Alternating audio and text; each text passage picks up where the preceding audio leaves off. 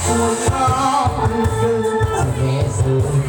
ไอ้ทำนั้นพนักงานตัวนั้นว่าเวียบสาวเสียงดังไม่รู้จักรู้จักวันหมดยาเข้าในนาเกี่ยวน้ำอุ่นทูประมาณโต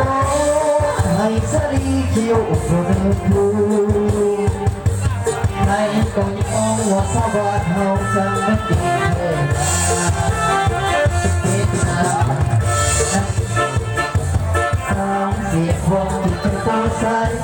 มันนับหนวดหัวนิดละเย่ที่ใจโอเค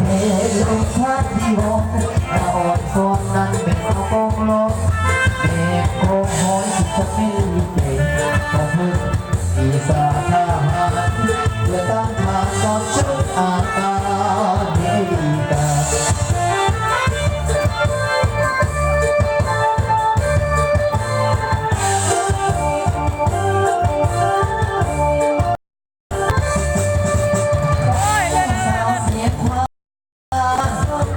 ฉันที่เกยนมลาที่อาอาฉันเป็นลูกหลานของประชาชนลูกเด็กเป็นชื่อบังลาหน้าหักแค่ได้สาวเสียงหวานหน้าสวยๆตาดำๆของคนที่บ้าน